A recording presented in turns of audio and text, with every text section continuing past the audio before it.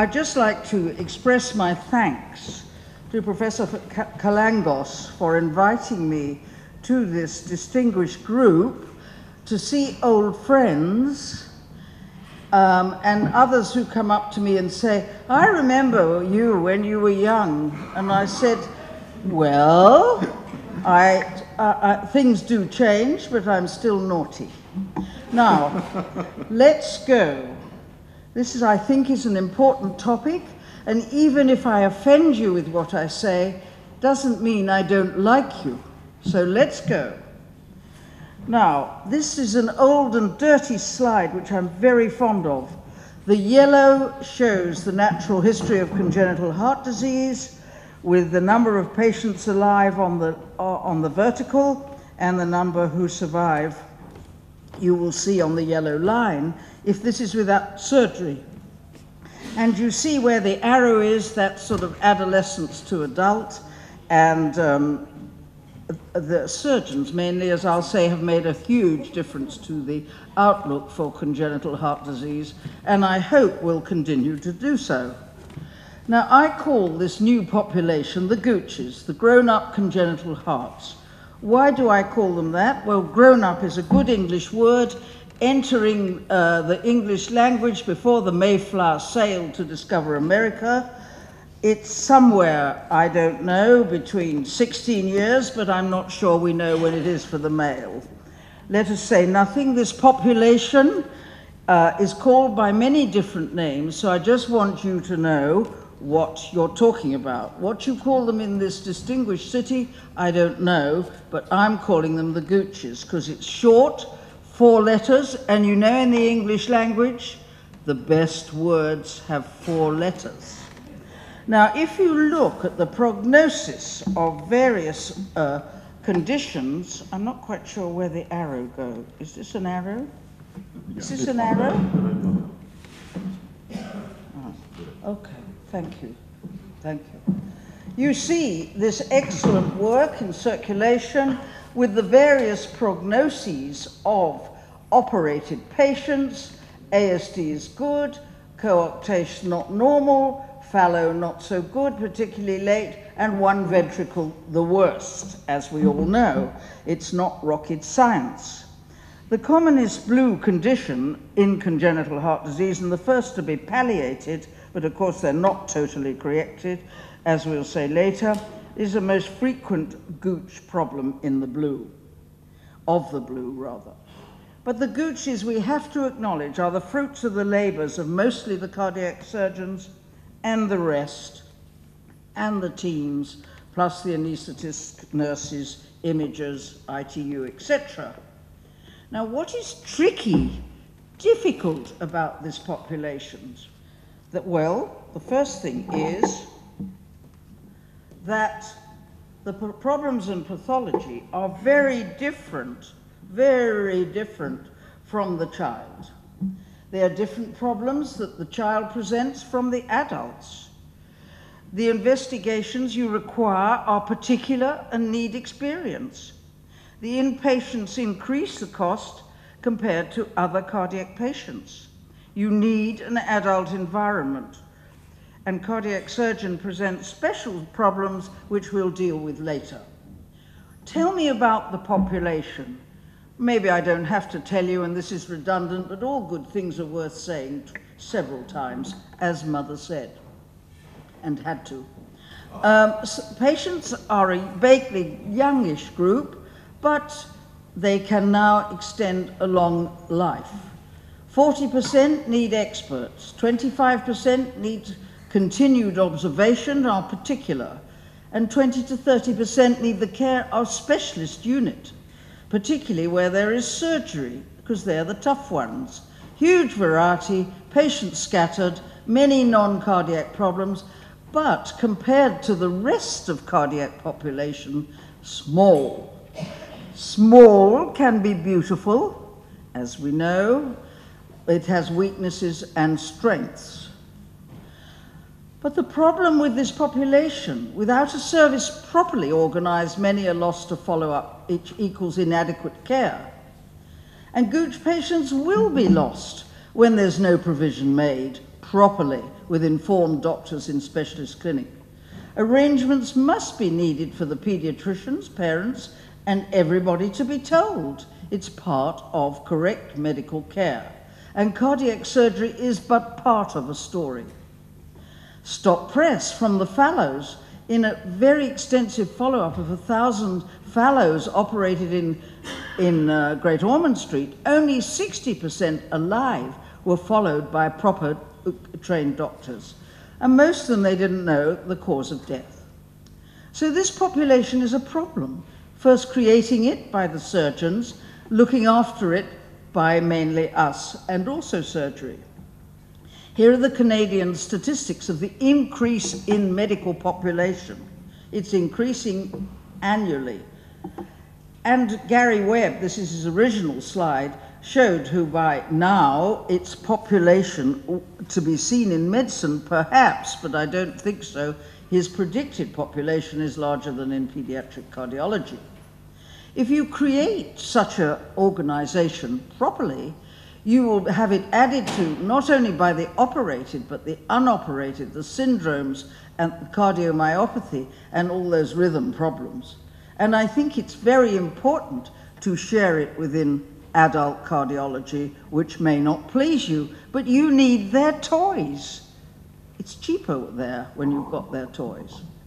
Now, GUCH specialties have many anomalies present, and their needs are very different. In 1996, when I first opened my unit, no, that's not true, it was opened much earlier.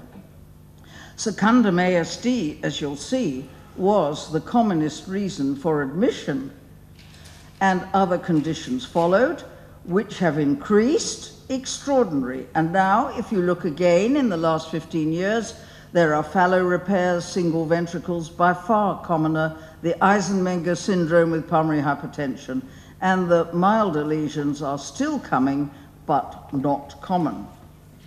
And there's another problem.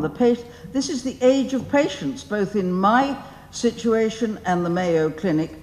Look, 1/3 are over 40, and so they're getting acquired disease.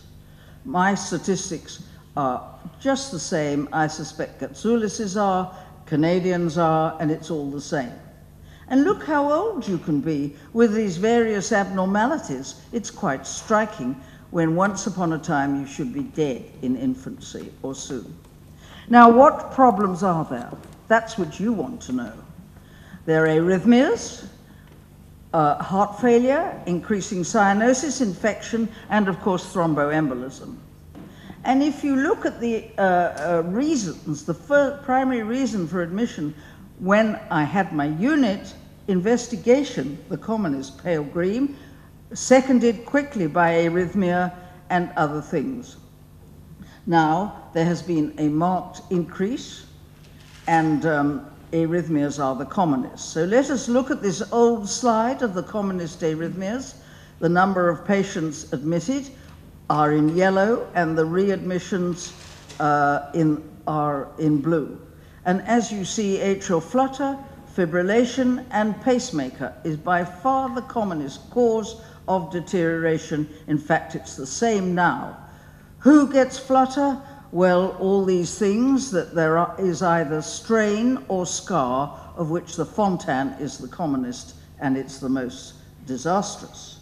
So either symptoms usually worsen or start, clinical deterioration inevitable, thrombotic risk constant, you need the expert in electrophysiology, and you need the expert who understands congenital heart disease. It's no good going to the normal, local, whatever, electrophysiologist. He will not understand the anatomy. And the other problem we have to deal with is sudden death stratification, which there's a lot of talk about, but I have to say we haven't done it yet, and there's the need for AICDs. Turn to endocarditis. The national guidelines, including in my own country, are a disaster for this group of patients. And you have to ignore them. You have to almost label them or tattoo them. They have risks, many of them lifelong. But you don't know that till you read the last paragraphs, which of course the general practitioners and the dentists don't. I often wonder if they can read at all. But anyway, it's definitely a serious problem, and the patients know because they've been brought up.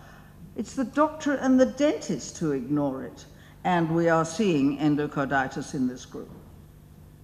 Now, heart failure patients are increasing because they live longer and they have increasing comorbidities. Who gets heart failure, which needs careful treatment?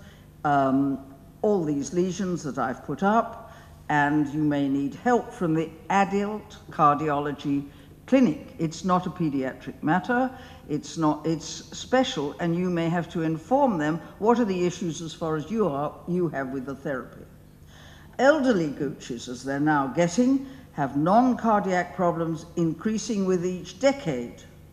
Then there are the emergencies, which of course they get, depending on your definition, but here are some of them, mostly precipitated by arrhythmias. Could we teach doctors to ask? Answer, no, the arrogance is too bad. I consider emergency and accident for GUCHs is the killing fields for them. All should be encouraged to carry a health passport with the telephone number of someone to do and to explain simply what's the matter with them. Expertise is needed in several fields, including reporting on the chest X-ray. The average doctor, even cardiologist, cannot report on a chest X-ray now. It's astonishing. Other issues are catheter interventions as well as catheters. And the catheter laboratory must be a facility for adults and children. Certain anomalies need catheter and angio still. GUCHs should have coronary angiography wherever you're doing an invasive investigation. You'd be surprised to see what the surgeons have done and not said. Measure pulmonary vascular resistance. They must be able to, because that's needed, particularly with new therapy. And you may have to combine the procedure with intervention. The hybrid procedures with surgery is very important. And you know the scope of intervention. I'm not discussing this, but it's very important in GUCH management because it has reduced the amount of surgery they need, and the surgeon should be happy.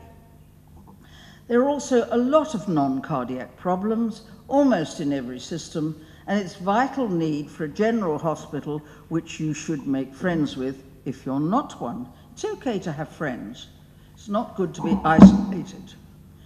And the non-cardiac problems usually need consultation and management by GUCH specialists to reduce the complications and deaths, which I may mention later if time. Now, this is the inpatient we have discussed, but only about 5 to 7% of GUCHs actually need admission, but this is a problem when pediatric cardiologists control the service, because the adults may not let you in. Major services is in the outpatient clinic, but you must teach also other consultants to refer. And one of the most important people is to have a nurse counsellor, as well as a secretary and a database and a helpline available. The health passport, I say again, who is going to look after all these adult or late adolescent problems? Well, I don't think pediatric cardiologists are trained or should know. And these terrible scars we may have to do something about, and these backs which are twisted, probably you should supervise. There's 1 in 5 problems that is major in the young group that has to be dealt with. And these chronic cyanotics, you can see he's multiply scarred and everybody's done anything, but he's got problems, this fellow. Very difficult to keep alive.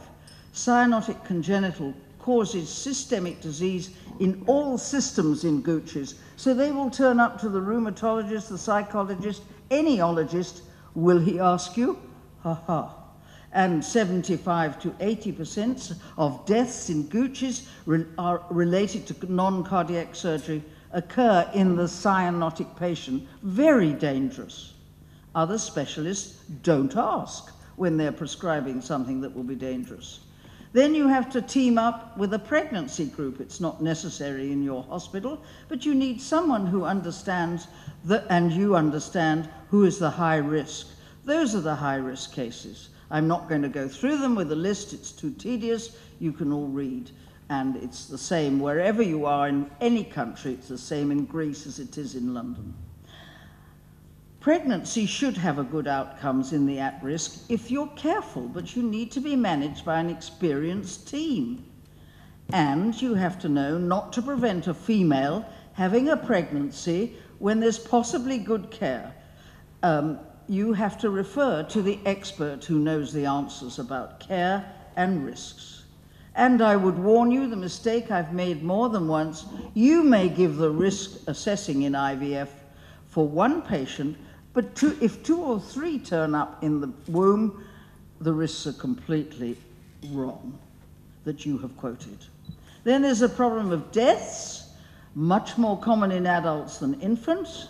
And if you look at the cause of death, and this is 450 consecutive cases, by far the commonest incident was reoperation, which we'll deal with later in the second lecture, which I found is today, not tomorrow. Sudden, unexpected death is a curious thing. There's also the risks at-risks of other surgery, endoscopy, and you may lose your patients in many other ways.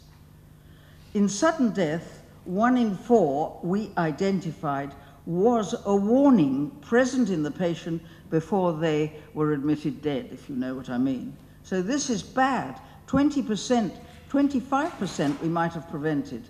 Little things like this that I write. VT, new syncope, increased hypoxia, hemoptysis in the at-risk, etc. All of these things may be associated with sudden death. The risk stratification means alerting the patient and yourself. ICDs probably will be useful, but it's still very difficult to predict who is going to die. And there are factors other than electrical to be considered: gender, testosterone, habits, etc. Sudden deaths in my patients occurred in all these situations, the unknown and the unexpected.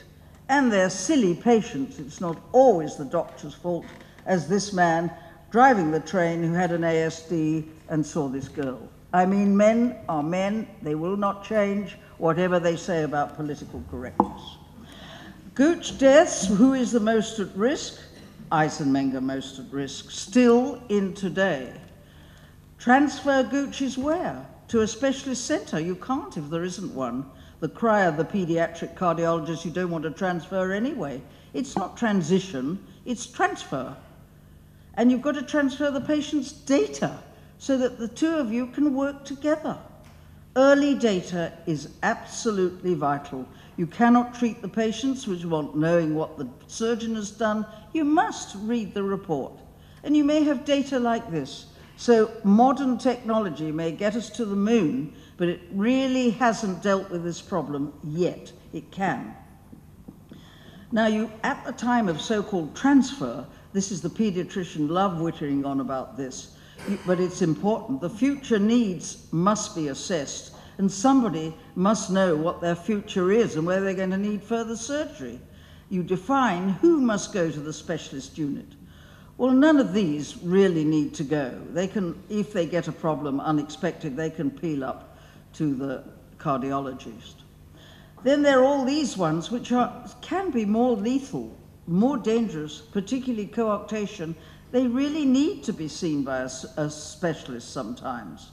And then there are all these things with these names that we put in diagnosis. They must be transferred, particularly those with a named operation after a surgeon needs expert follow-up. Why? Why do we name it after the surgeon, which is going to follow, the Ross operation? Why not after the poor patient who put himself with courage forward? Because he probably didn't know the chaos that might ensue. Now, the problems now are increasing numbers, age and complexity, tough to manage, much expertise and finance needed. These are the problems that you will see now: pulmonary regurgitation, failed valves, Fontan, ghastly, aortic valve, and so forth. All there. Nobody's country is different. the numbers may be. GUCHs have many needs, cardiology the most, and it isn't by chance the service of adult congenital heart is held up by a woman. Look at it. It needs so much organizing and multitasking, and they need a lot. There are solutions. You need an outpatient service, inpatient beds, trained GUCH personnel, so on and so forth, and I believe in an adult environment. But nobody can have everything. Nobody can. But you must share the databases. Why has it been so difficult to organize the ideal? My feeling is if you can organize the Olympic Games, this ought to be possible, to have it ideal. Well, there are the vested interests. There's a concern about fees. The paediatric cardiologists are parental and they don't want transfer. In senior pediatric departments, they usually don't like it. Adult cardiology is ignorant and disinterested.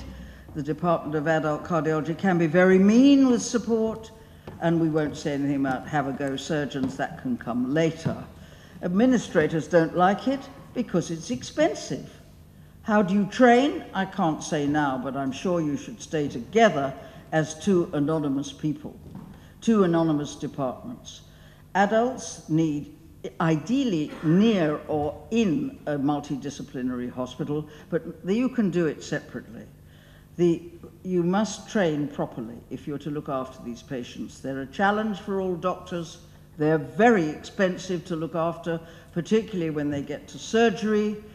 GUCH is new medicine. You share the data between units. Don't have 3 lots doing something separate. Doesn't help the patients. Who are the enemies? Money, egos, ignorance, I believe. Maybe I won't be asked back, but maybe I won't live to come back, so who knows? Doctors disagree about everything, as you know. They love conflicting with each other. They even the name, the numbers, the needs, but they do agree the patients are here. In 1980, we spoke about the adolescent survivors at the first World Congress of Paediatric Cardiology and Cardiac Surgery. I'm not sure around the world that my pleas have really succeeded, but it's coming. Good luck. Thank you.